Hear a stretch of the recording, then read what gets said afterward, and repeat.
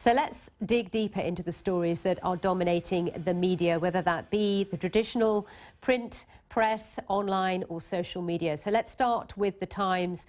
And they've got an upbeat headline saying, according to a senior Brussels official, Britain and the European Union are 90% towards a deal that would open the door for transition and trade talks on Brexit later this month.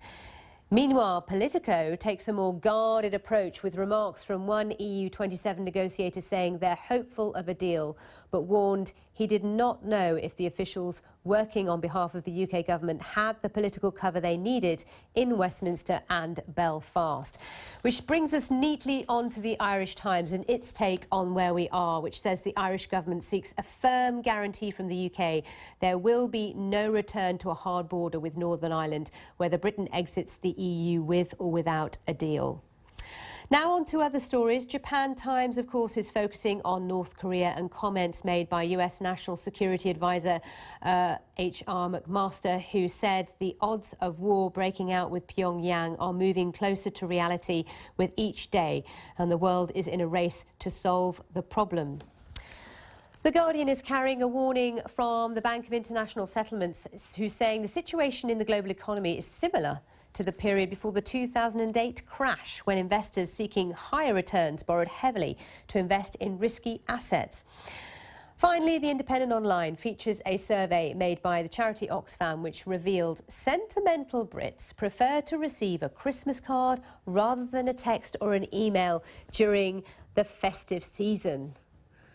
What about those videos where you replace your body with an elf or something like that? There's a lot more out there. I've got Oliver Cornock with us. He's back, Editor-in-Chief of Oxford Business Group. Ollie, let's get stuck in. We talked a little earlier about Brexit, but let's have a look at what the media is saying about this, because, of course, everybody has their own version of events over the weekend. The Times is saying we're 90% there. Theresa May having lunch with Jean-Claude Juncker today. Well, if only every media outlet was as positive as the Times, I think certainly Theresa May would be very hopeful.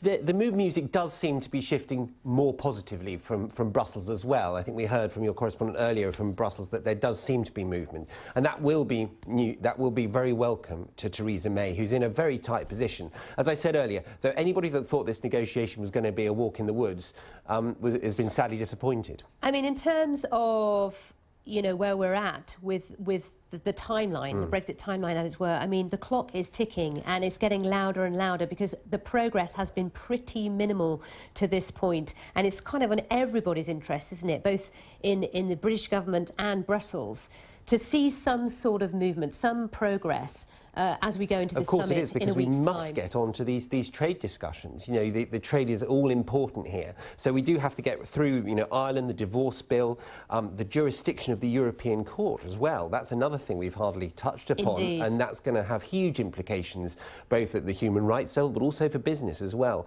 And from my perspective, it's all about getting to this trade negotiation, and we're not there yet. We have to get through these important first steps. OK, so the Times is fairly positive, saying we're almost there. We've got Politico, though, international online media, saying actually we're not as close as some might imply. Theresa May's crunch weekend has not necessarily gone in her favour. No, it's very difficult to be hugely upbeat. Why? Well, actually, it was no surprise as a Brit that perhaps the European Union was going to make it difficult for Britain anyway. I think this idea, as I keep saying, that this was going to be easy when you've got such huge, many years of political and policy making that have been done together, to unravel that, the idea that it would be easy and is going to be made easy by our European partners is cloud cuckoo land. Well, let's focus on the Ireland issue, because the Irish Times, of course, has it front and centre on its front page. They point out that the Irish Cabinet are having a meeting this morning just for an update on the Brexit talks. I mean, the Irish government are really putting, you know, a stake in the ground to say, look, this is important to us. We have to have this issue sorted out before we make any more further progress in terms of trade. And they have had huge support from the EU as well. We heard at the end of last week that the European Union said that any deal that was unacceptable to Dublin would be unacceptable to Brussels. And that, you know, that puts, as you say, a very firm stake in the ground. But it is difficult to see, with Britain having voted democratically to leave the European Union, the single market and the customs union, that there won't be a border. There has to be some sort of mechanism, and it comes back to this word regulatory divergence we keep hearing about, which is rather dreary. Step back a bit, though, from that, Sally, and I think it's really important to think of the political ramifications of this. A border, what would that mean to the Good Friday Agreement? Terrorism gone from Northern Ireland, but is it gone forever? And one has to hope that it is. I know, it's interesting because one of my colleagues, Rachel Horn, illustrating only last week, and I know her report's still on BBC Online, of just, this border where she was on both sides, and people who move across it many times a day. Just, some live on one side, they work on the other side. I mean, it would just be a huge step backwards in many people's opinion. Yeah, absolutely. All right, well, let's have a look at the Japan Times now and some of the other stories out there. So, of course, this story about North Korea, very much on everybody's radar. Odds of North Korea war said to be increasing every day. This is the National Security Advisor to the White House, H.R. McMaster. Yeah. This is a very interesting story. We've seen the trajectory and the distance that these intercontinental ballistic missiles that are being tested increasing, and time and again, and they do capture headlines, but they're slightly dwarfed by Brexit and other things at the moment. But it is pretty scary stuff. I think what is interesting here is we have hawkish, dovish from the White House as well. Donald Trump seems to send very mixed messages on this. And what is it? What's possible here? One of the great things here has to be China. We have to engage China. They are one of the great, North Korea's only interlocutors in the world. They supply fuel. There is an argument that they could cut that fuel off, that oil supply off, which would, you can't launch missiles without fuel. Well, there's the pressure on them from the United States to do exactly that, isn't there? Absolutely, but we need to my mind, to see some consistency in terms of the global approach to this. What was quite interesting, actually, though, is listening to our correspondent out there in Seoul, Paul Wood, and when he was asked earlier by one of my colleagues on World Service about how people are digesting this in South Korea, whether the fear factor is there to a great degree. And he was saying, actually, in South Korea, it's not as evident as it is perhaps in Washington and in the United States, where the feeling is a very different one.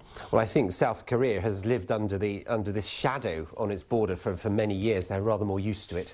Indeed. Right, let's move on now to a story that may send a shiver down people's spine. It's in The Guardian in the financial section. Investors ignoring warning signs on the economy, and they're talking about similar warnings to that which we saw prior to the 2008 financial crisis.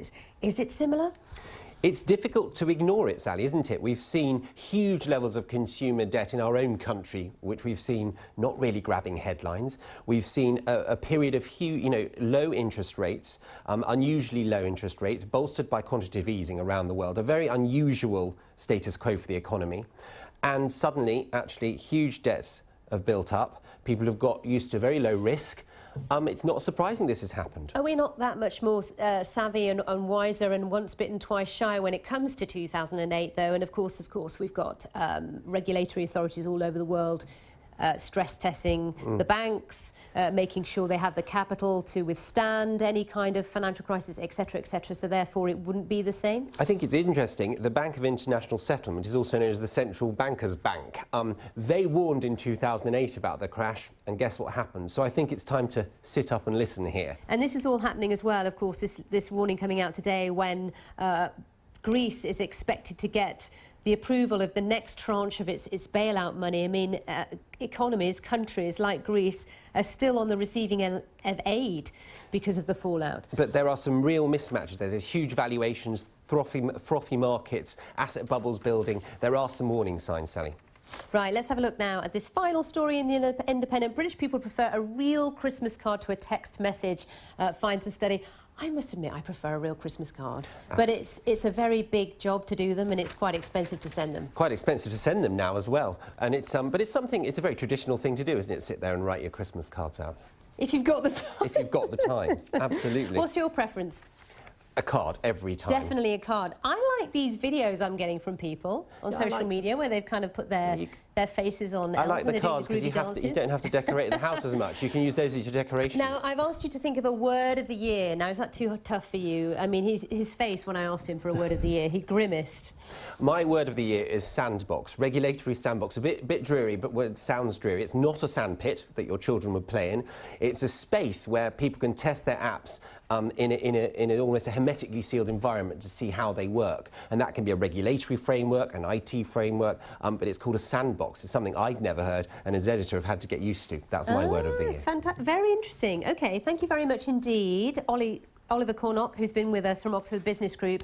And thank you too for all your words, and many of you have been in touch. Andrew Skilling in Yorkshire, he says the word of the year is remoanus. We'll leave that thought with you. That's the briefing. Thanks for your company. I'll see you soon. Bye-bye.